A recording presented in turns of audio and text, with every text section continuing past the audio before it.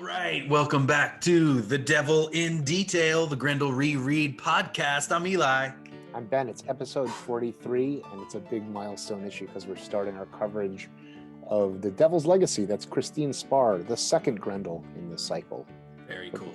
Before we get into it, Eli, tell me about your week. What's going on with you creatively as a comics impresario and man about comics?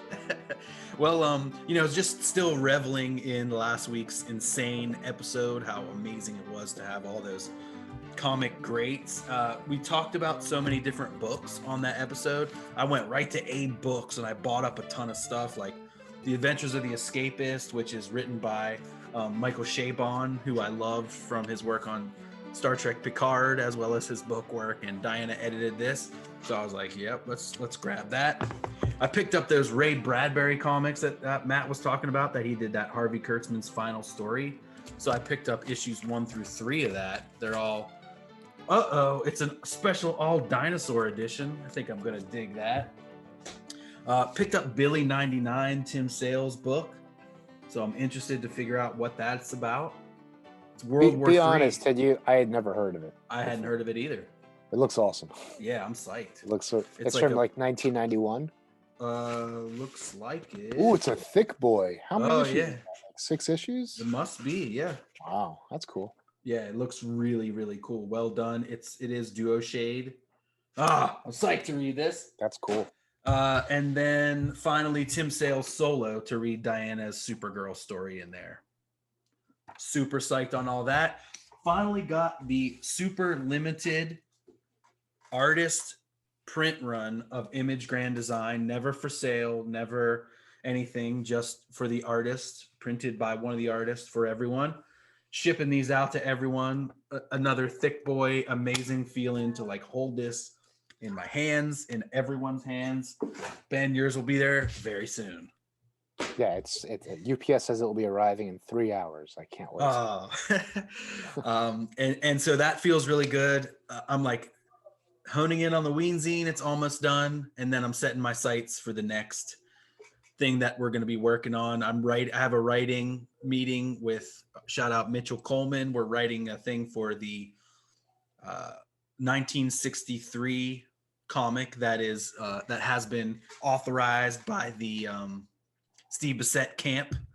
And so we're writing a little crossover for the character The Fury with a Golden Age character, which I'm super psyched about. And then there's a Golden Age anthology that Greg Giordano is putting out.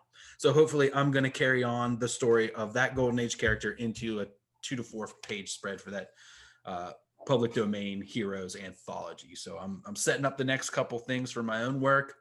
I mapped out my new one-man anthology for my never-ending cartoonist, the cartoonist that has been alive since chaos forged him in the darkness.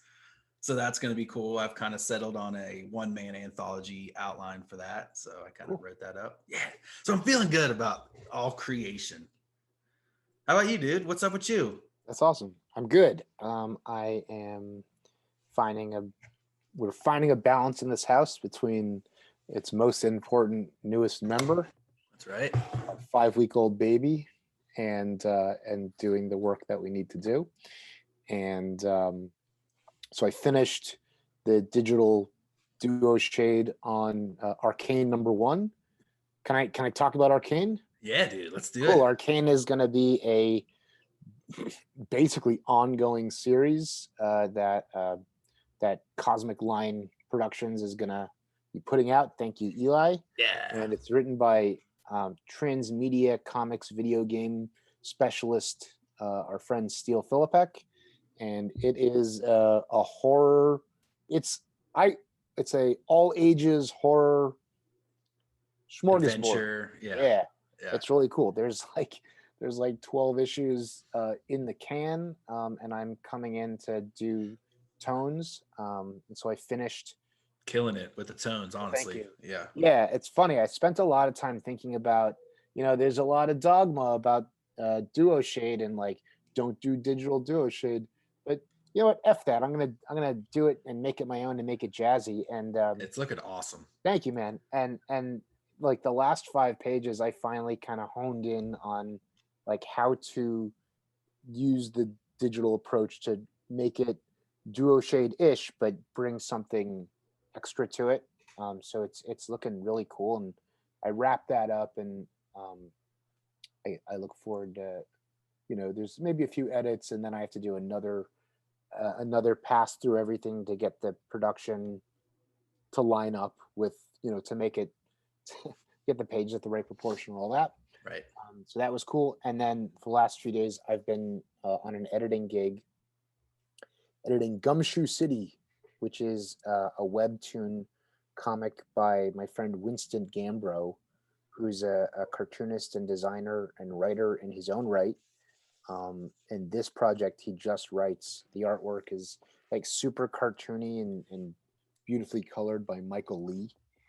And it is really a pleasure to get to put on an editor's hat and redline some lettering and look at scripts and say, oh, this joke is bending and this joke is breaking, and here's how I would do it. And it's just like and to be like, oh wow, that's great notes, Ben. Okay. Okay. it's just like much less, it's just like very like easy lifting for me to not have to look at 75 pages of story and be like, this is like mostly really good. Let me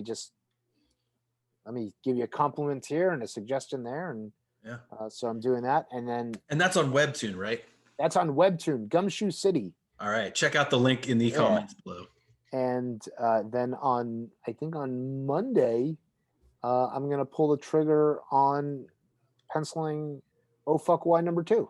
Oh yes. All right. I have a lot of comics, and I always try to say I've got a lot of gratitude for the opportunity to do them while that opportunity lasts. So thank you to all my wonderful collaborators, you included, and listeners, you included. Let's get into that intro by Manus and Laserdisc. Let's Grendel it up. Woo! Woo! Yeah. Vivat Grendel! It's like the devil is my best friend. On the roads with the pen to the fork end, or till time end. Like Orion, Jupiter, my kin, bloodline private. We control the whole shit. The wolf won't beef, then we feast off the rip. Behold the devil in detail. Behold the devil in detail. All right, we are back again. Thank you, Laserdisc and Manus, for another great intro. The same great intro that we enjoy every single time. Anyway, let's get into it now. One interesting thing with this book, Grendel #1 by Comico, Grendel Volume 2, #1, is that it was also put out recolored by Dark Horse Maverick. That was put out in 2000, yeah. So there's 14-year gap between Comico and Dark Horse, and a 21-year gap between Dark Horse and the present. Now, I think let's get right into it, the segment of the show where we tell the Wagners how to do their business. Do you think that Brennan would ever be interested in recoloring this material? I mean, I think that this would be, if you had to think about all the Grendel stuff, it might be low on the list, but it would be awesome to see him. Because I would rather see him color like, Devil by the Deed, or even, dude, what would be really sick is like Grendel #1 from Comico. Oh, the black and white stuff. Like old schools. Like, right. Well, the storytelling system of Hunter is that it is black, white, and red. Oh, that's true, And the work here by the Panders is so slick that it really might not be a good fit. However, in the spirit of always telling the Wagners how they should conduct their business, I really feel like Brennan, take career advice from some slob. I really feel like the way that like Dave Sim has used crowdfunding to reissue his stuff, like remastered, like you could say, let's do a crowdfunder to recolor this, and the stretch goals would be subsequent issues. Oh, that'd be sick. Yeah. And I feel like, people would pony up for that. I don't know. Again, with my telepathic link to Brennan's mind, I don't know how interested he is in that. Right. My And going gut says- back. my gut says not that much. Right. Because he's already got was- work with the new Grendel stuff, which is coming out again soon. And then the next book. And then all the other pinups and stuff. Like he's working with Mike Mignola and Tim Sale. And far out, man. So it's all gravy. You know, I think that I say that because the Comico coloring is X, the 2000 Dark Horse coloring is XY. They're fine. I think this work could continue to be elevated in terms of tone and mood, considering how like intense the artwork is. Yeah. And the story and content. That's all I want to say. I like the Comico coloring just for the like the 80s feel of it all. And just I guess for me it's like this is the original view. There's like little things that they take out, like makeup, like their like eyeshadow, which is like a strange choice because I feel like that's a very like stylistic choice by the Panders, colored by Tom Vincent. So maybe it was something that they didn't like, but Tom Vincent is a guy. Wikipedia tells me that Tom Vincent like had some Marvel work. I think he might have been Ron Lim's Silver Surfer colorist, maybe. Oh, cool. But then the big thing that struck my eye was he's like up in upstate New York, and he was with the Barry Smith studio, Barry Windsor Smith, excuse me, and that he worked on the Storyteller series. Are you familiar with that book? It's like magazine sized. I think Dark Horse was the original publisher, and Mr. Windsor Smith insisted on it being big. It's like oversized magazine, and just like wouldn't fit on racks, and didn't get, I don't know. And he'll tell you one story. Mike Richardson will tell you another. Oh yeah, why? But it kind of died on the vine. But Fantagraphics did like two. Fantagraphics put out 5 hardcover collections of his stuff, 2 volumes of Opus, which is like his art book, autobiographical stuff, 1 volume of Adastra in Africa, which was going to be Life, Death 3. It's like a storm story, but it's not. And then, it's called, from Barry Windsor Smith's Storyteller, Freebooters, which is like Conan meets Dark Knight Returns, kind of. It's really cool. And the other one is it's called not the New Gods, the Young Gods, which is like a take on like Kirby, Asgardian, Fourth World stuff. Nice. So my hope is that when Monsters comes out and it's a big hit for Fantagraphics, they're like, oh, we should reissue all this stuff. I hope so. That's my tale. Tell me more. Tell me about okay. Grendel. All right. Well, let's real quick on the cover. We were talking about it before we started. There's on the Comico cover, there's a very interesting, kind of like duotone or like screen tone spiral that's just in the blacks. And you were thinking that it's a sort of negative. I mean, how do you think it was done? Like there's like a layer of airbrush, then there's like a layer of screen tone, and then there's like blacks behind it or something. Yeah, I think what it is I think that there's one ink drawing that got airbrushed and colored in blue line, and on that ink drawing there is a radial negative screen tone. If you look at like Wally Wood EC stuff or whatever, frequently to make the back, like things like background planes push back, there will be a white like zip tone, where instead of black dots, it's white dots. So it will negative out it will reduce from your ink. Gotcha. So I think that, at first it looks like we're looking at, if you look at the edges of this drawing, this like airbrushed Christine portrait, it looks like duo shade. But if you get to her eye, you can see that it's radial.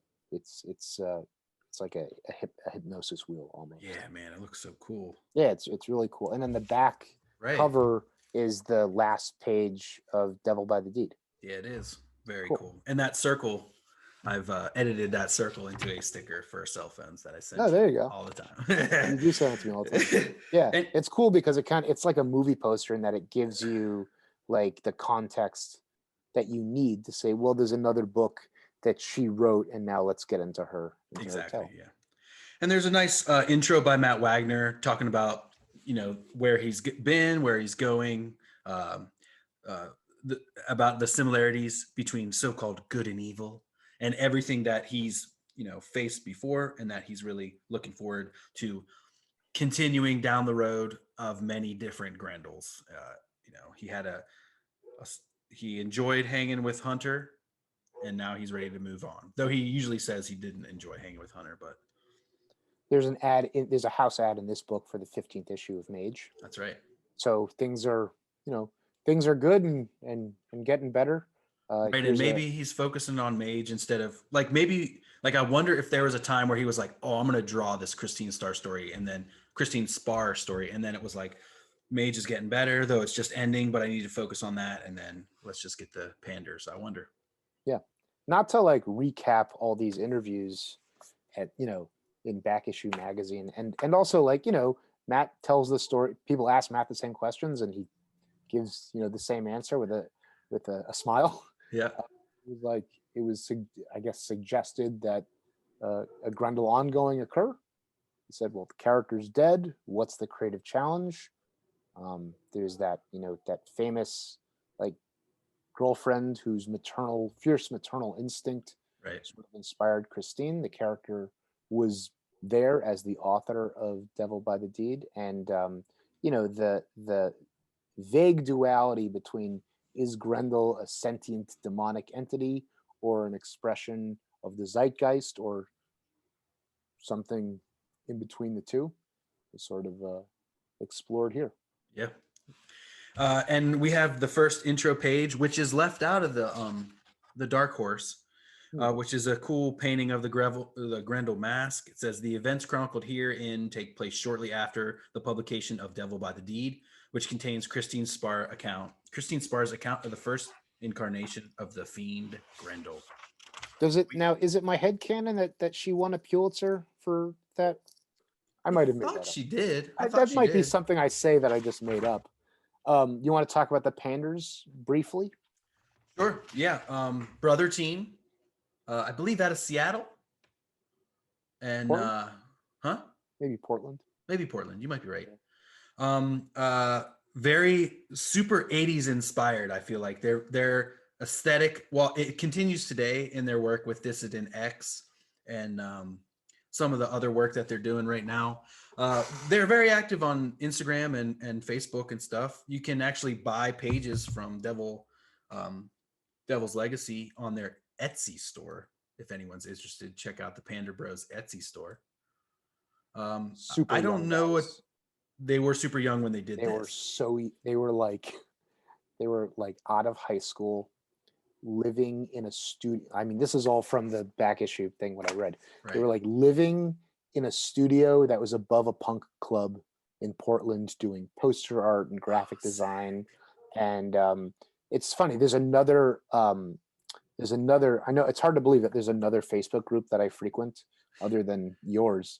You might be in this group. It's like called From Eclipse to Pacific. It's like an 80s independent.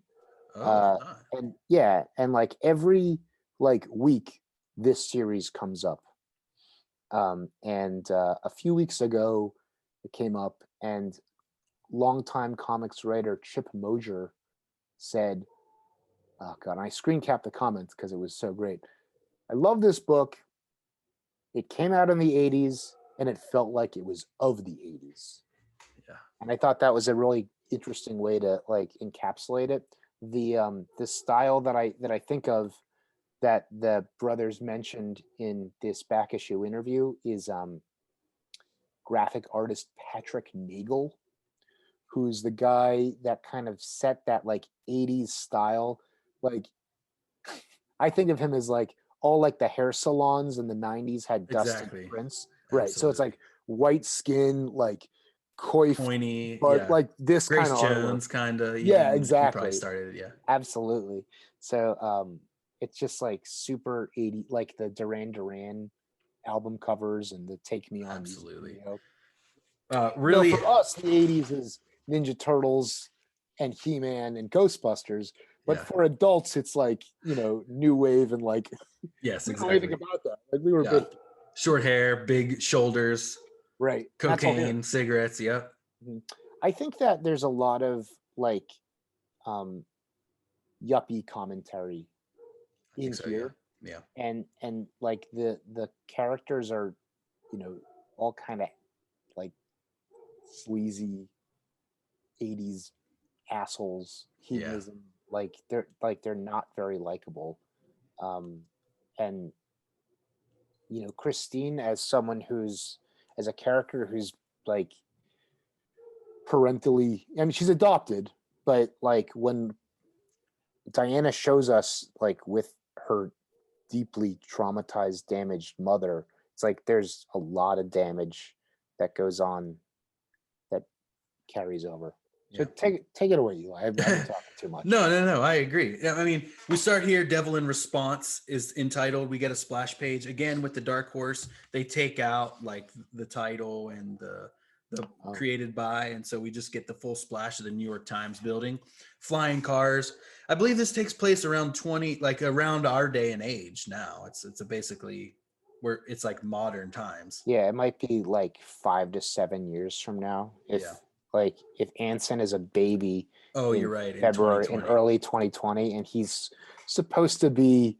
weird. He's like supposed to be between 5 and 7 years old or something like that. Yeah.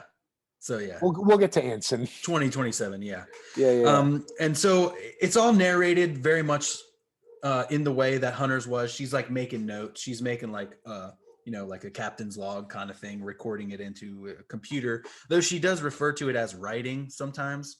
But I think that's how I would say I'm writing you a text. I mean, it's like not necessarily writing with pen and pencil. Yeah. And she's kind of narrating this thing.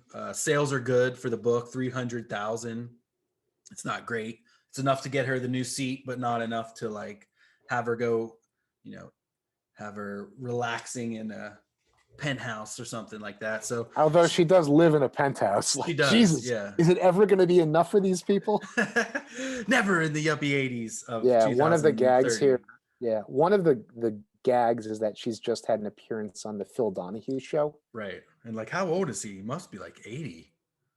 She says he must be 70. At least. He was 70 10 years ago. So maybe there's it wasn't as easy to find out people's ages back then. People are living longer. There's no cell phones in this story also, which is that's true. Yeah. Which is very funny. Right. Yeah, and so she's in her new office. She's getting things situated. She's thinking about the sales when her friend Jin comes in, Miss Anastasi. I looked that name up. It has Greek roots, but is mostly Italian. Mm-hmm. And the first and biggest hit that I found, there were a lot of Italian athletes, but the first and biggest hit that I found was a New York-born, American psychologist who was a woman who developed the field of psychometry, which is like the measurement of the system of measurement of like psychological research for how much trauma is light, severe. That's that was my Wikipedia understanding. Interesting. Of that. So in Matt's kind of like naming characters based on, I don't know. Anyway, Ginny she's like this yuppie hedonist, socialite, jet set, like career gal. Yeah. Kind of. Who's got a beefy bimbo secretary that she's forcing into, and it's also probably playing with gender stereotypes of the time where it was like a powerful man who would prompt around or bring around his secretary. So it's swapped. She's got her secretary Colton Reese, who she's bringing around, and see, we're off to lunch, and she's like, it's 10 a.m.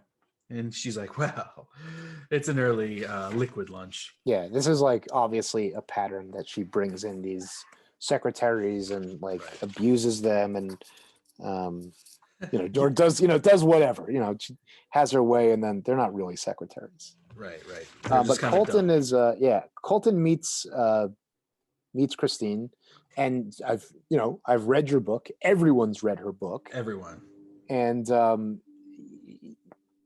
I also saw you on Danahue, and then she like, oh, it's a pleasure to meet Grendel's granddaughter, and then Ginny, who's her friend, kind of swoops in. Like, like, all right, hey, no, yeah, we don't want to get it off on the. I don't want to go off on a rant here, but and this is when she explains, like, I was adopted, and my mom, I didn't really know my mother, which is like getting into the personal stuff, but there's also an attitude that they're kind of developing here, I feel like, for Christine Spar, which is very strong and like, I can handle it. It's fine. Yeah. Here's what happened, like she owns it.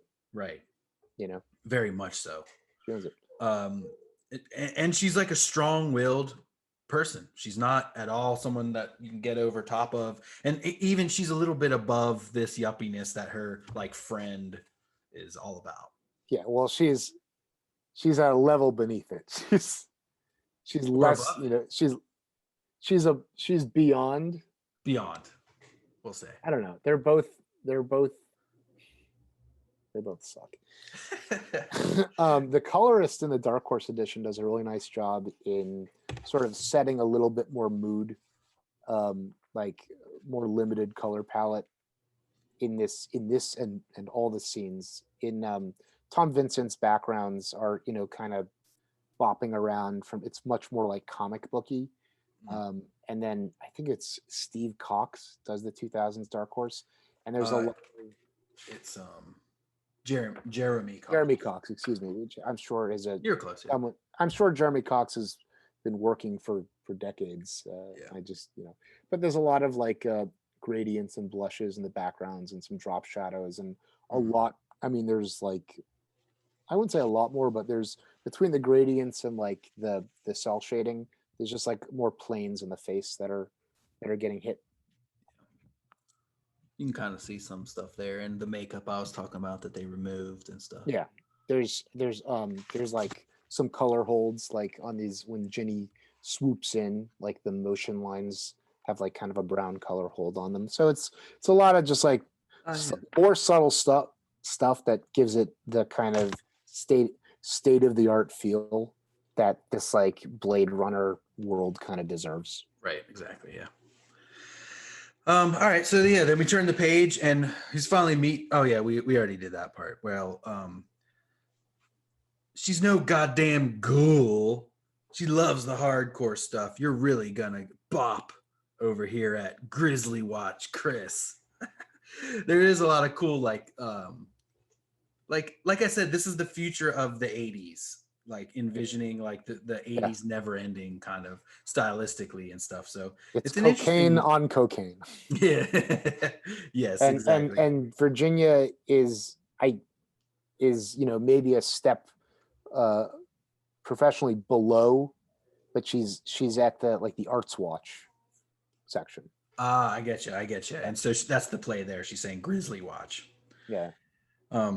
So and then now she's also asking like, I've been angry, but Argent's just brutal. They start talking about Argent and like where he is in this life and yeah, because Colton is interested in Argent. Argent is still a bigger presence than Hunter's been gone for 27 years or whatever, but Argent is still right, and he's a big part of the book, and he's still alive. So they're like, wonder like where and what does he think of the book and. Yeah. Ginny's been mugged several times in the city. She's been angry, but she knows that brutality doesn't solve anything. And Christine's like, don't let it scare you. Like, I've seen you mad, but like, I've never known you to be mugged. Yes, exactly. But you can't downplay someone's trauma. Yeah, I can understand, how brutalities come out of it. All right, we're all pitifully human, even Argent. And that's when Ginny's like about ready to go. But before we go, I do want to invite you here, Christine. I've got 2 extra passes to the Kabuki Troupe. That's at Radio City Music Hall tonight. She's like, yeah, sure. You and Anson want to come?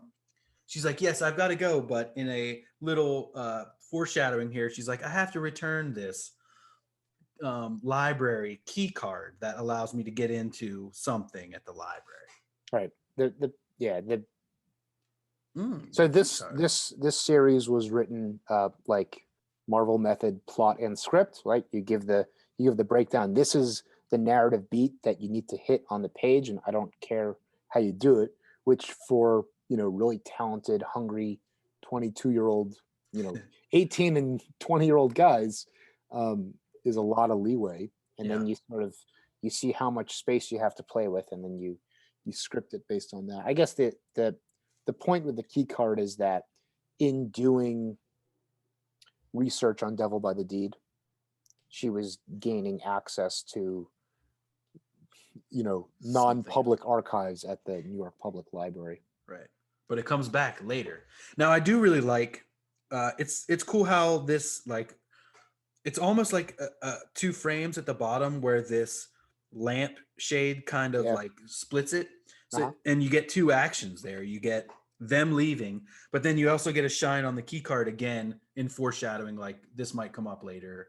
What does this key card give her access to? So we'll keep that. And also that Anson is young. Anson is not her boyfriend. Right. Anson is mentioned with her Hope son. Anson likes this, and that feeds you right into the thing that says "Hi, Mom." So you're like, okay, Anson's not her boyfriend. Right. It's not TV's well, it says, Anson Mount. It's right. That he's a young kid. When I think of, we're going to get into Anson on the bottom of this page. The character that Anson most reminds me of is Naomi Watts' son from The Ring. I have not seen The Ring. The child. He's a child. He's like a 7-year-old child who calls Naomi Watts' character by her first name and is treated like, I think also the father is, I think they're not married or something like that, but he's like wise beyond his years, and it's a very bizarre he's like a very independent child. Gotcha. Who's treated like an adult. Gotcha. And so then we get here to Radio City Music Hall. Now I love the Pander Bros, all these different humans that they add in to the backgrounds and stuff here. Have you ever been to Radio City? No, I've been to Town Hall. Have I? I don't think I have. I've walked by it many times. I saw Primus there once. Oh, that must have been pretty cool. Amazing. Yeah. This is funny because it's sort of a mix between like a Matt Wagner high society old people party, right? And there's also like punks in the street. Like that's very right. These are young. Like Matt's like 25. The Panders are teenagers and 21 years old. There's someone climbing the post there too. There's like some young punk.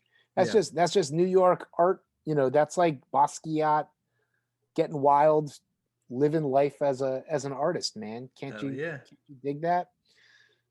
Everyone's smoking also. Every single character. Everyone is smoking, yes.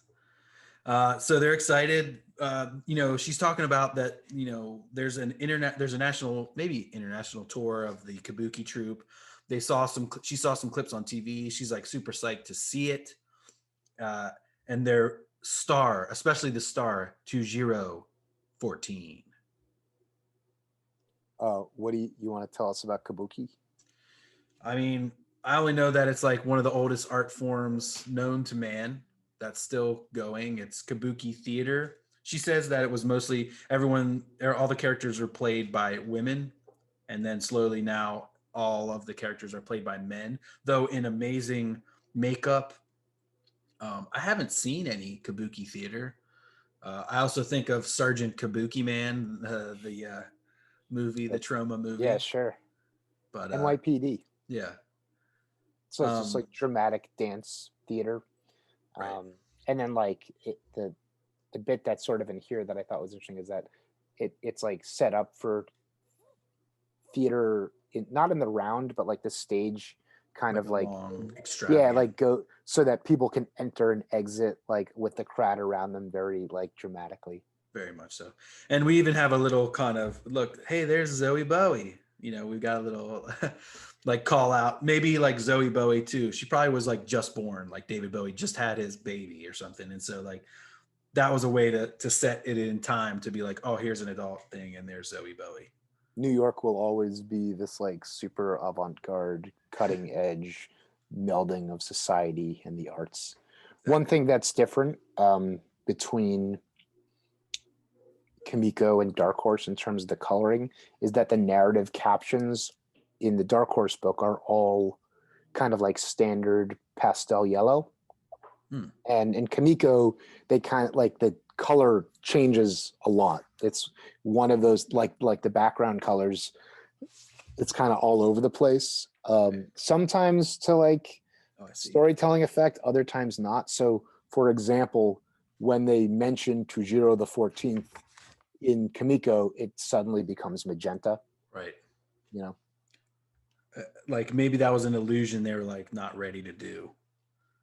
Yeah, the colors just seem little like smoother. I don't think they're necessarily better, but who's to say? Who's to say? I think that, for me. Yeah, I think that the scenes are largely more cohesive. Like there's a color profile for the scenes. Right. So like in Comico, like panel 2, the smoke background is just like bright yellow, and then it's like kind of like sickly green in panel 3. Right. And in Dark Horse, it's just a little bit more uniform. Yeah, shows like depth a little more and shows like Anyway, so Anson and Christine show up, and Anson is like 7 years old in his little tuxedo, and Jin kisses him and calls him sexy. And hi, Aunt Ginny. Yeah. And he's got that so I find that weird. That's weird pointedly in the same way that the way that Stacy was brought to society events. Right. It's it's a weird yuppie kind of way. Let's include the kids. Relating to kids. Yeah. Yeah. I think my parents did that. I went to a lot of stuff like that when I was probably too young, plays and stuff that I wasn't interested in. I remember sleeping through stuff, but I meant the way that she just like calls parades him around. Oh, the way that Ginny calls him sexy. Gotcha. Is, just like, that's a little weird. Yeah, it's a little weird. I think that one of the things that's weird about Anson is that he doesn't get a lot of screen time, and his design, his like hairdo is like kind of extravagant in that like 80s Franklin Richards kind of. It's weird. And then he just kind of suffers from like he never looks like a child. Yeah. It's just but he looks a lot like Colton, like in these scenes back and forth. Like, is that the same dude? You wouldn't be able to know if it wasn't for the hair. Yeah. In the book that I just finished penciling, there's a character who appears as 16 and also as a little bit younger, 16 and like maybe 6. And when I was drawing him as a 6-year-old, there are some panels where it's really easy to get the jawline and the head real like Charles Schultz-y, peanutsy. But then when I needed him to like show fear and like emote and open his mouth, it was like, damn, he like suddenly becomes a teenager. Like it was really hard to kind of get that like face movement. Anyway, so Anson has this kind of kid-like quirk in that he doesn't have a filter. Yeah, exactly. And as soon as he meets Colton, he's like, so how long, like, oh, you're the new boy toy. How long are you going to last? He's like, what? Colton's like, what? He's like, for me, Colton is he's not quite himbo enough, because in the scene in the office, he displays like willful intelligence when they're talking about Argent, and he has a place in that conversation. Right. But he's supposed to be like much dumber, much more like Chris, like Thor in Ghostbusters 2016. Oh yeah. Right, he's kind of supposed to be like that. Yeah, and I think it's again just playing with the like normal way things were in the 80s of a man with a woman bimbo or whatever, that they didn't really give the time to be who they are and show their smarts. They just reduced them to arm candy or whatever, and this is flipping it and showing that, so that's cool.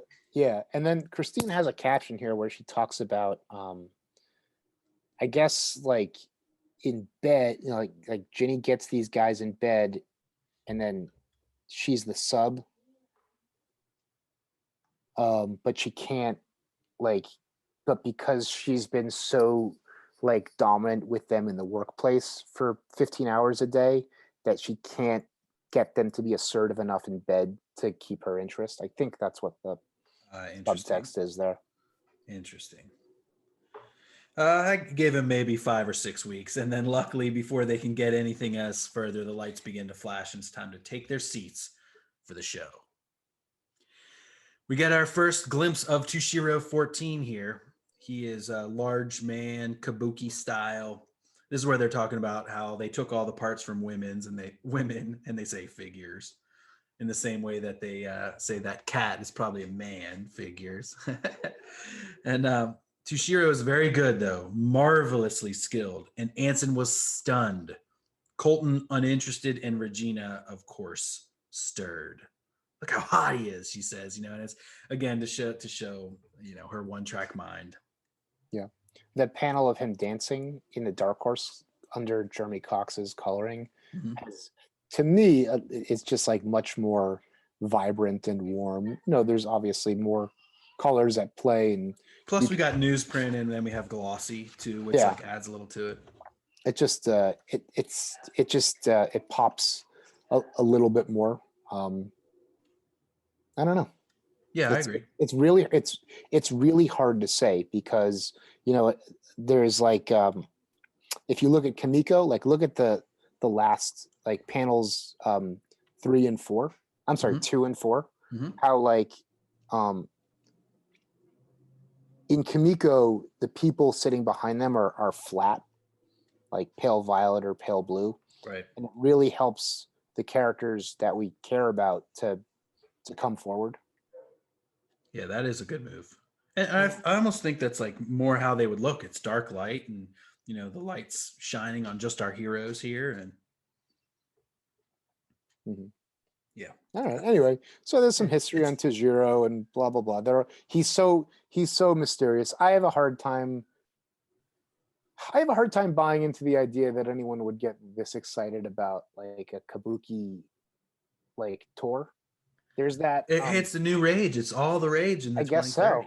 There is that like Falun Gong, or whatever. I think so. That's that tours around. I think that is they're tied to like the spiritual movement that owns that right-wing paper, the Epoch Times. Oh, you know about that? So it's like, I did know that there was kind of this like weird ulterior motive with it. It's like a spiritual movement in China that's against communism. So they've aligned themselves with the Western right wing. Interesting. I don't know. I don't. So it's very bizarre.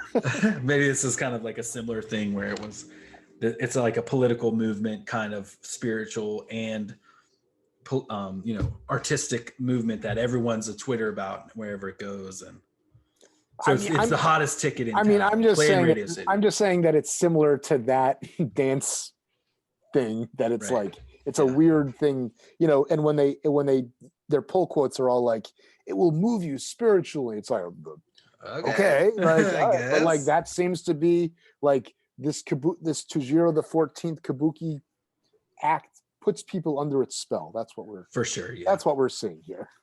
And of course, Ginny also finds that Ginny's just talking about him like, take all that stuff off, and I definitely jump his bones.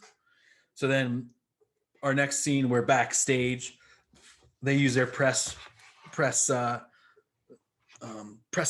or their press affiliations to get themselves backstage. Ginny lined up an interview, and so they're walking backstage and they see old Toshiro here, and they're like, there he is, come on, hey Toshiro, and she introduces him, and he calls him by the wrong name at first, Anastasia, and he's aloof. Yeah, he's like, excuse me, Miss Anastasio, are you named related to my favorite guitar player, Trey Anastasio? Just kidding. We had to get that in there somewhere. Anyway, yes, of course, you and your friends. This is Christine Spar. I don't know if you've heard of her. And he's like, oh, hello. Of course, I've heard of you. I've read your book, and I saw you on Danahue, obviously. And I saw you on Danahue. Everybody watches Danahue. Let me ask you a question. Danahue that's like Ricky Lake. Yeah, it was like Oprah, Ricky Lake, Danahue, Geraldo. Those were all like the big daytime like talk shows. And then who's the mayor of Chicago?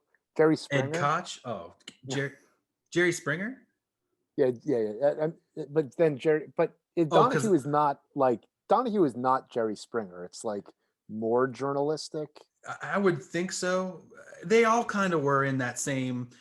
And Jerry Springer got sensationalized and Oprah even was in there, and like they probably could have said Oprah just as easy in Danahue here, But I guess my question is the reference to Danahue to say that in order to promote the book we're appearing on tabloid talk TV, or that Danahue is like he was like the most journalistic. Is he like network news, or is it like talk TV? Yeah, I mean, for me, what I'm really remembering most is Phil Hartman's impression on SNL, where he would be asking people, and he'd be like, "Come on!" And he'd be like hitting himself in the head with the microphone. He's like, "Was it true?" Right. So he was that kind of like prying, investigative reporting, and maybe this is to say that like he was number one in the charts back then, and so of course his prowess shall never leave us. This Danahue tangent is really distracting us from just like the creepiest thing ever, which is where he goes to he's in control of the situation, so he goes to make like he's gonna kiss her hand, and then his tongue extends through her fingers and licks the top of like right here. It's so disgusting. Very gross. And you think with his overbearing appearance, all the hair, the makeup, like that's just got to be so disturbing for her. In which she says that she was like utterly, completely stunned, and that no one else even noticed it. And then the creepiness continues as he begins to, as like Ginny's like, and here's her son Anson, and this is where he kind of is like, a golden child. Right. Now so this is one of the places where I think that the Panders, as incredibly young people who are incredibly talented, where plot, script, style, writing is not working in their favor. Because it's very hard for me to believe that like you would let this guy lick you and then not like recoil. What the fuck? And like get your, like if she's all about this fierce maternal instinct, where is it? Yeah, as she's immediately, Right. So it's a little weird. Strange. One thing I did want to note that that Jeremy Cox is doing on her reaction to being licked is that he's putting a color hold on her take lines. Yeah. That they're bright red, which is kind of cool. Yeah, that's a good addition. Mm-hmm. And in the Comico, he's like accented in pink, and they changed that as well. Yeah, that's a weird. There's just like a lot more. Jeremy Cox has a lot more control over the modeling of the characters, which is very fitting to the Panders style. When I had a great comparison. I had a great comparison. You ready for this? So the Panders style here reminds me of a mix between Patrick Neagle and Todd McFarlane. There is very early Todd for sure. And there's a lot of like Todd isms, especially in the way that Todd kind of struggles to draw children with these sort of like exaggerated cartoony like the eyes and the hair. Yeah. I would give it, it's like Todd, and then there's like some Michael Golden. Yeah, because Todd even comes after this, so Todd might have been inspired by. So this is ahead of its time. So like 1987, 1986, like think of how this is like a proto image style in a lot of ways. Very much it's so. Like super sleek and super sexy and kind of cartoony, and you can do a lot of things. Anyway, so Tajiro touches the child's chin and then proceeds to unseeingly rip a chunk of hair out, like many hairs. Yeah, many hairs. Yeah, like that would really hurt. that would hurt. That much hair, you'd have like a blank spot there. Yeah, I think And it's like, one of those things. Yeah, it's like an only in comics kind of thing, because it would be one hair. You could make this work with one hair, right? But it's like the aquarium. It's like the seams on the aquarium. Yeah. To get it to read, he needs to hold like a lock of hair. Yeah. Oh man, and then Anson's like, something must have bit me. It must have been like a mosquito or something. And old Colton's like, I didn't hear any mosquitoes, and it's like, I didn't hear no mosquitoes. I know, like what? You're inside. And then, but his next line is that we got to get to Elaine's, which is a famous Upper East Side celeb hangout. Nice. And then Tushiro's kind of like, I'll be back. I gotta go. And with the interview, he's like, let's just do it by phone. I'll call you tomorrow. And he's like, actually, I'll call you tomorrow in the evening. I am on a vampire schedule. I'm on a late night schedule. What a creep. Like Diana says, she's on the schedule. And then that's when we see them say, woo, creepy. We turn the page and get an amazing, huge Mage and Grendel ad. Look at this. Who is the Fisher King? Find out in Mage 15. And then evil never looked so good. And that's is this a Pander Brothers? Is the Pander Brothers illustration of Hunter? Oh yeah, you know what? That's their pinup. That's their pinup in the back. Pinup? That's from the Devil by the Deed. Oh, that's cool. Yeah, very cool. I don't think I've seen. I think I've only seen it on screen from you sharing it. I don't know if I'm familiar with this image. Oh yeah, yep. It's their pinup, and what book they're talking about here, which they don't say, but it's the Devil by the Deed collected Comico book. Cool. I never noticed. Look at his Hunter Rose belt buckle. Oh my god, monogram belt buckle. Yeah, so 80s. Featuring artists Steve Rude, John Toddleben, Steve Bissett, and Arnold and Jacob Panter. Cool. Hell yeah. All right, cool. So next page, we find ourselves in Anson's bedroom, getting ready for bed after a crazy night on the town. Christine's like psyched that she skipped out of Elaine. She didn't have to go to the late night parties. She got to come home and say, I got to get up early for my new day at work. Which is also to say that, she's on a crazy schedule. She's working hard. She's not always able to give Anson all the attention that he needs as a mother. And we also she's always been a single mother. That's true. Peter died before, when she was pregnant. Probably right. It seems like in the first or second trimester. And so it's always been them, and we get kind of this view into their. It's like the Naomi Watts relationship in The Ring, where you have a kid and he is a kid, but there's it's a very frank conversation. So she, he uses a slur to describe Tajiro. Sure does. And that's a very 80s, and I think that, in the writing, she corrects him. Yeah, exactly. She's like, hey, Anson. Yeah. Well, he was just very freaky. And he's like, yes, he was, but you don't need to say it like that. So. Right. All right, cool. It's a great. Teaching moment. He's learning bad things at school. Teaching moment. And then this is where he says, good night, Christine, which is interesting. Hey, maybe it's even because didn't she say she never wanted to be a mom? So maybe it's not call her mother. Or was that Stacy that said that? So I don't recall, but they have a weird relationship that is muddled by the cartooning not having a handle on this one character. Right.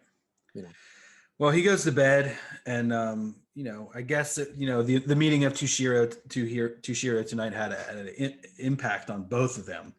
And then the final frame of the page is just a continuation of super creepy, of him suckling the essence off of this lock of hair of Anson's. Really gross. Yeah, and there's a really interesting coloring change between the two editions, which is that in Comico there's a drip coming off of his tongue that's colored in the tongue color. Oh, right.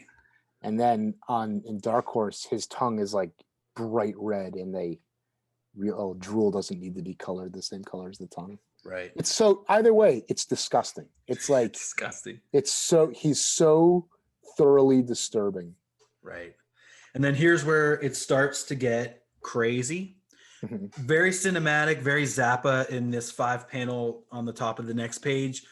I remember his eyes, and we're kind of flashing back. And this is like where I would see it, where the center of their eyes would be in the same spot on the screen, and it's kind of flashing back and forth between Anson and Tushiro. And it's like, I remember his eyes, so perpetual, and his skin as being very smooth, even under all the makeup. And here's where Anson Can I talk about this, Tyrell? Oh, sorry. Yeah, no. Yeah. He's under a spell. I didn't mean to interrupt exactly. you. He wakes up with his eyes full and there's a little popping like under the spell. Go ahead. The Zappa here, the alternation between the axis of the eyes being diagonal versus horizontal is really cool. Yeah. And I would say that this is one of a few places in this book where what's his name? Where Tom Vincent's Comico coloring, I think, is more effective than Jeremy Cox's Dark Horse. Interesting. In terms of like mood, like Jeremy Cox is really like on Anson's face, the break on the planes of his temple and cheek is really defined, and there's just like a little bit more mood. And then Tom Vincent, when he opens his eyes wide up, they're like bright green. It just pops a little bit more. But this is kind of like the first scene for me where Tom Vincent and Comico really is able to achieve like mood. Definitely. With the coloring. Yeah, and this is where things really pick up in the issue, and it kind of moves from this kind of intro to the characters into like the heart of the story. And we see him walking out, and right past the nanny who's asleep on the couch, we see Christine's awesome apartment, and we see Anson just get right into an elevator. Miss Ballard is asleep, and he's just walking out. Next page, he's walking down the steps, and I find it. I think this is like, I think it's like Where the Wild Things Are pajamas kind of things. Like there must be some sort of illusion here with the lightning bolt. I don't know if it's supposed to be he's in like Madman pajamas or he's got mage pajamas or what, but I think that's Arnold and Jacob pandering the guy that's signing their checks. But there is a no prize here with the gloves on the pajamas, which don't appear a page before. Oh, and these are the weirdest pajamas. Hey, and that's an interesting change in the Dark Horse version too, because in the Dark Horse version too, they color his hands purple to make it so like he has the gloves, but in the Comico, he does. They colored the hand as it's just like it's like this is where the Blade Runner design influence has gone like a far. Yeah, man. But that's okay. Yep. And look at the Steranko in panel 3 here. Oh, it's awesome. Oh, on the guy's face. Yeah, it's so cool. Yeah, there's like some screen tone stuff there. That is a little bit interesting too in the difference between the colors, because in the Comico, the screen or the skin tone is more like Tujiro's to maybe infer that this guy is like of the same ilk as Tushiro, whatever. It's only a little racist in retrospect. I guess you're right. There's a lot more mood. See, I wasn't even leaning into no. I'm race. just giving you a hard time. Well, but I was leaning into more like what we find out later on. He's Tujiro's guy. Yeah. And then it's cut by a ring, and it's the next morning, and this is again, everyone's so busy, everyone's moving. This Miss Ballard's getting a thing, and it's like, oh, Christine already left. She left, and she's at work, and how's Anson? Did he get himself off to school already? And Miss oh, that little independent boy, he was up before I even checked on him. He must be at school already. And this is a really cool way to change scenes mid-page with the ring, that bold ring. Yeah, Miss Ballard is weird because she gets hotter every panel. Yeah, it's true. It's very strange. And so Christine's just kind of thinking like, okay, Anson, strong little boy, strong little man who's getting himself off to work. And, I can't wait till my kendo lesson later today. Yeah, it's really, she doesn't give it a second thought. The second thought is about, oh man, I made it through the second week of my promotion. Thanks to, I was promoted because I was on Danahue. They didn't even wait a day. They called me the same day I was on Danahue to give me the promotion. Yeah. And it's been a big deal. And I finally made it. Woo. And now she goes to kendo. I think that, the idea here is that she gets out of kendo and she's like having a runner's high. Okay. Yeah. Because it's all, this is a great cityscape drawing with the different planes and the sky and the stippling and the bricks and the beautiful hand that she turns on the light.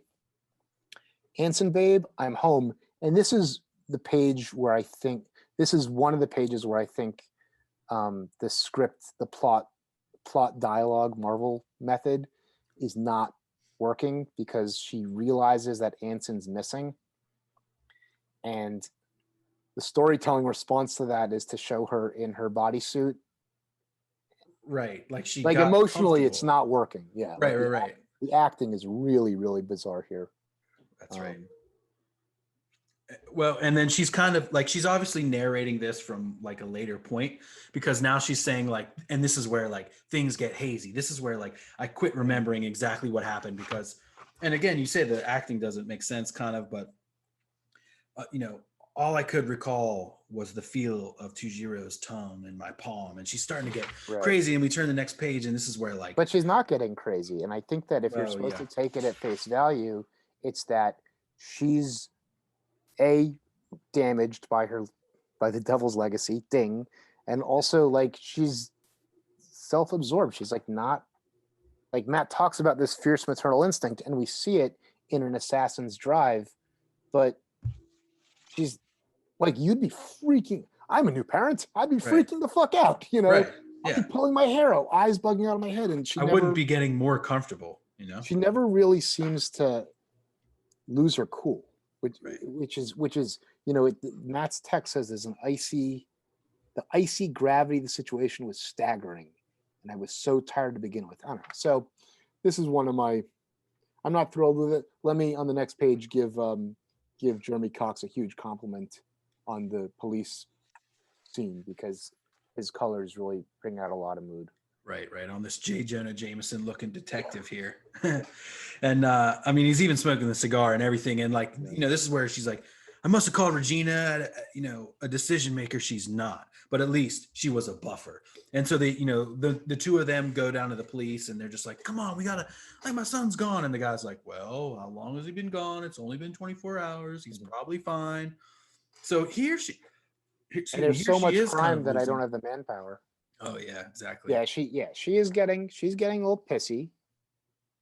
No, that's not nice. She is getting upset. You're right. But her visually, her style is already with the eyes like that and stuff. So it's harder to show like the fear in the eyes, the pain in the eyes, because that's kind of her as.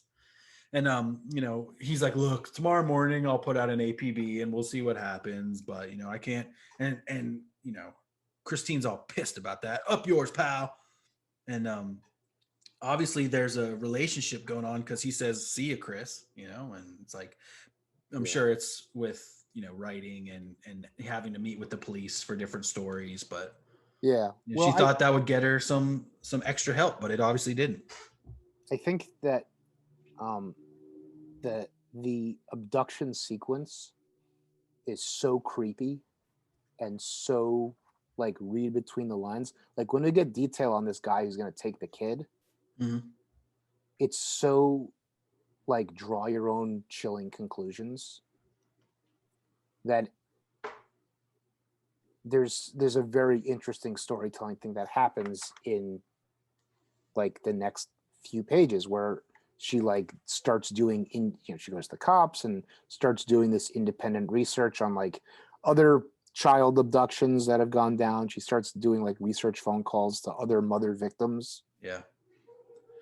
and she finds out that this most recent one that she found that was in looked like maybe Seattle, was it, or something, and she called up there, and then all of a sudden the mother is like, we had just been to the Kabuki theater, and she's like, wait a second, and then things start, oh, Toronto, Jesus, that bastard. So now she's being like, okay, I already knew the bitch was creepy, so now it must be that like maybe he's taking kids. She does a little bit of more research and finds that it was like, what, a blonde kid too? It was like another golden child. Is that a thing? No, I don't know. Sure, in headcanon, yeah, sure. That's, you know, but she's chain smoking and researching, staying up all night, and then she's like, sun's coming up, I feel high, I feel like I got this, I made some like some headway, I got a clue and I got something to go, and now like I am following this clue all the way. Yeah. Instead she says, I won't go to Paul. I'll just keep later. following through. But really, she's going to get hammered in her apartment. Well, I actually don't think that she is getting hammered. Sorry. Next page we turn it, we get a nice Comico. So? I'll show you why. Show me why. Okay. So then we get here and we see her penthouse. You want to talk about the editorial? No, not really. Okay. We're in a zone. Hey, Comico got newsstand distribution. Is that what it's about? Oh, that's what they're about. Oh, okay, that's cool. Yeah. So this is a big moment for Comico then. The Comico blimp. Okay, word. Good for Comico. Cool. Oh, and it's by Diana Schutz. The write-up's by Diana. Okay, word. I just feel like we're in this the upwards motion in the arc, so I want to keep it going. Yeah, for sure. So now it's been 2 days. She's been into work, but she won't be in tomorrow. So she's like, she did end up calling Paul. There's nothing that's been happening. And so she is setting her plan in motion. So she calls her friend Jen and has her come over. She says, hey, kiddo, what are you doing? So she comes in and she's got a bottle. Christine is acting like she's drunk and she's making all this stuff and she's making a scene out of it. She set up her apartment to look all messed up. She brought her friend over there. Okay. She says, shit, which I love. Okay. So I'm flipping to the next page already. We can come back in a second. But then right when she has her leave, that's when she's right. Boom. And so by all available accounts, Wednesday night, I was morose, drunk, and most certainly incapable of any act of grand larceny. So this whole thing was an act in order to show her friend that if questioned at all, that no, Christine Wednesday night, she was plastered drunk in her apartment. So you're a good reader. We can go back now to the page before if we want to. I think it's mostly just a toss up between complimenting both colorists. Tom Vincent, gets some good mood lighting in here where he's putting some like pale yellow on the right side, like on the rims and stuff. Right. And then Jeremy Cox gets a little trigger happy with the airbrush in Comico on those same parts. Like he ditches the yellow for like a white airbrush and it just doesn't quite work. But where Jeremy Cox really sings here is in including he adds some like Venetian blind shadows. Right. Yeah. That's which cool. Look pretty cool. And then also the frame of like flowers around Ginny in panel 1 is nice and bright and yellow. Right. Yeah, that's kind of cool. Comico, I believe Ed Pisker called it it's baby diarrhea colors. Yeah, yes it is. Of which you know very well. That's a pretty good example. Yeah. I know all about baby diarrhea. And so then this is the scene they're just kind of like, talking about Tujiro, and he met Tuju Papa only 8 years before he died. So like, yeah, that's what I'm saying. So like, what does that clue mean? Like that maybe 8 years old is like where he looks for these boys because that's where his life changed or something. But I get, Tuju Papa is his mentor. Right. Is Tujiro the 13th. Right. I don't know. I don't understand the clue. I think it's supposed to be she's so drunk that the clues she's giving doesn't make any sense. Well, I mean, there is a connection between Anson at 8 years old, and then she's trying to make it just to kind of show that she's been like maybe even grasping at straws to find some sort of connection. And then so as she leaves, I just love how she's like, bullshit. I'm sure I've said that, bullshit. Okay, and then so she's like, let me call Paul. Like, it's okay. Like, let's get another thing. And he's like, no, it's nothing. He would have called. Anson is dead. And she's like, don't say that. Come on. And she's like, it's fine. Like, let me go. I'm going to keep let me sleep on this and we'll talk in the morning. Okay. Yeah, and then the acting in these last two panels, they're just like, it's fine. Let's just smile it off. Let's go to the Poconos. Like, right. She's like, take some time off, get out of town. And you're just like yuppie jerk offs. Like, let's just go to the Poconos. Let's drink, party it away. What? But I do think the acting is really good here. Like, she's kind of like here. There's bubbles popping above her head. Then she shuts the door and she's immediately like, let's go. And then her eyes like immediately, and her eyebrows are got this amazing Panda Brothers thing. And then and then again the thoughts change color here, where again they don't do in the Dark Horse. But she's like, perfect. And it's Wednesday, better still, because she thought this was going to happen on like Thursday. She had this like loose time frame that she wanted things to stick to, but she's like, okay, it's fine. I got my alibi for Wednesday night. Let's do this. I'm ready. Cat burglar time. She's laying out the scenario. The library is still closed. I spent so very many hours here. She knows all the security guards by name, or at least by shift. And she knows exactly what camera is behind the fat man who's just reading his wrestling magazines. He's not going to look. And so she's setting it all up. She's going to climb the fence. She has the key card from before. Here's where that foreshadowing comes in. Jeremy Cox really kills it on the last panel of page 20. The planes are really popping out. For sure, yeah. He's really excelling there. And but I'm going to give it to Tom Vincent on your New York Public Library shot, because the lion in green comes forward. Very much. The plane is more separated. I love the purple around her more so too. I do like the coloring here. For, you like the purple? Comico, yeah. You like the blue? Yeah, I think that there's a few things I don't like about this scene. One is that like I really wish that there was a panel that was the camera was behind the security guard so that we could see like his TV monitor layout. Right. Yeah. Like how she said some's behind him, because here it looks like there's no screens behind him. Yeah. I think he's a little too. The coloring in Comico is like super cartoony. It just doesn't. There's something about a few of these panels that don't quite fit the tone. Like when in Dark Horse, because the palette is limited to these blues, that when he gets the wood on the head with the super like cartoony like sound effect, that the contrast kind of helps sell that for me a little bit more.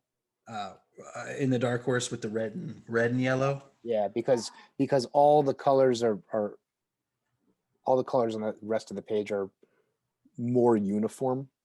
So when you get this like the pop panel, I gotcha. The red and green kind of help. And since there's already yellows and stuff in the Comico, it doesn't pop as much because it's just yellow. I mean, that's what I say. Like, that's just one man's opinion. Right.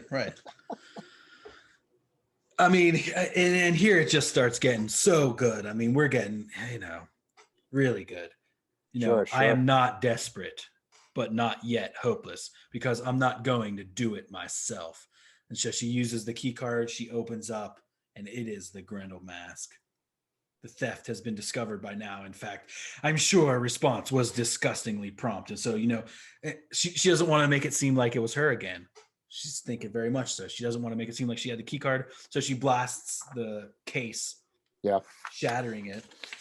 I kind of wish that when we had the key card beat earlier, that there was a nugget of information about Hunter in the library so that when we get here, it's a little bit out of left field for me. You know what I mean? But that's just because I'm a jerk. I got the illusion with the key card. I guess just like, I mean, we were like, that's got to be something a little bit later. And she said she was using it for research. So it's kind of like a loose connection there. The alarm's going off and she is like, she's running out. It's fine. But her blood couldn't help but boil.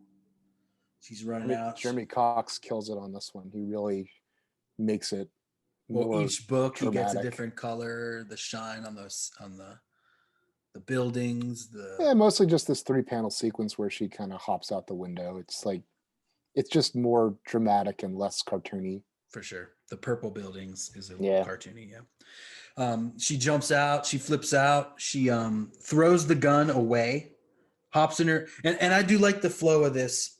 It's like a triangle, like you triangularly read it, like you go across the 3 panels to her throwing the gun away, then you go diagonal almost to her, I don't know, to her like jumping in the car, and then it's like, it's like a Z. One of the very stylish things that the Panders are doing is that every page there's a lot of things breaking panel borders. Right, which I love, yeah. And so, like sometimes it works to wonderful effect, and sometimes it can be a little distracting, but it's kind of like an 80s excess design thing. So in that 3rd panel, where it's panel 4, where she lands on the ground, the car that's breaking out of the panel sort of obscures her action. Right. Yeah, the landing. And she gets to a mailbox. She mails back the key, which was post-dated before. So then she couldn't have had the key because it was already in the mail. She is getting ready. She's like, now is when I start. She's home again. She's putting everything on. And then we see inset panels. I couldn't help but think about Argent and what he thinks and what he's gonna think when he learns that the visage of Grendel was stolen. And we see kind of, it's so weird how this panel is inset over top of Christine's face. That's again an interesting thing. Well, it's weird with listen, purple and green contrast each other nicely, but there's definitely some baby diarrhea kind of in that darker green. Yeah. And so Jeremy Cox makes this sequence work a lot better. The blue and the kind of better, orange. Yeah. And then, right as she puts on the cowl and ties it, she's talking about how sharp the blade still stays. She shacks on the cowl, and right at that point, Argent's like, he's back. And then we see a spread of Christine in full Grendel regalia. And oh boy, she is ready to go. I have a production question that has been coming up a bunch of times. On this splash page, there is an effect that is nowhere else in the book, and it's that there is a gradient in the screens. You can see it on the lightning, the way that it the dots kind of soften towards the center of the lightning bolt. And it's also on her breast where there's a light striking the, and right. I'm it's almost like my guess is that when you're putting down your Doc Martin dyes, you're really getting like a watercolor effect, like a watercolor fade, and somehow the people that are cutting the screens at the printing house know that you're trying to get a gradient effect there. I've been seeing it in a lot of places, and I just don't know A, how to term it, and B, how it was done. So I'm curious about that. Right. And I guess she's recording this at the airport, which is later than the scene we're seeing, because she says they've just announced my flight, more later. The fact that it's like all from her journals is like very like nod to Hunter, but it's also like, that part where she's on the computer doing the research, like she's doing computer research and then she's reflecting like in her journal, and like her kid's missing. I think that this is like this 80s self-absorption subtext. Maybe I'm reading into it, but Yeah. that's what I'm seeing. Like I don't like she's not a nice person. No, but she's using it to exact revenge. Like she wants revenge for this event, so she's taking it. But Yeah. Well, something, you don't need to break into the library to get the fork and mask in order to do that. right, But there's something driving her to she's Grendel's granddaughter, and she just feels Yeah. like this is the way. This is it. This is the way. I think doesn't Argent have some lines where he's like, Argent can sense it, the yin yang of the spirit of Grendel and the cursed Argent is like it's his sixth sense. His connection to that Maslin energy that is abound. I always enjoyed this subscription ad. She's Right. hot. Yeah. It's like it's like why is there werewolves and vampires? Because it's a comic book, and it's like she's hot. Like it's sort of a few years ahead. Like the bad girl craze was like going wild when we were young comic book readers, and this is sort of like this is kind of ahead of its time, like a few years before that. Yeah. So there's Yeah. And then in the Dark Horse, it goes into Grendel's lair with Diana. I didn't get to read this, but we've got letters by Stephen T. Siegel. We got Eric Reynolds from Fantagraphics. Cool. It looks like Phil Lamar.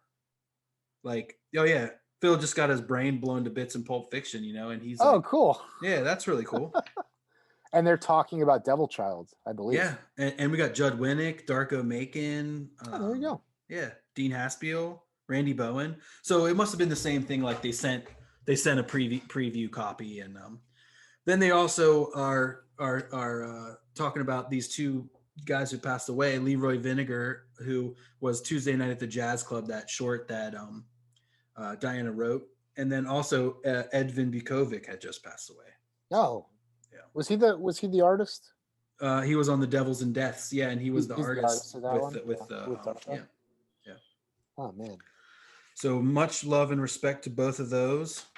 For sure. And we have another Image party here where we got, Matt and Co. partying it up in the back.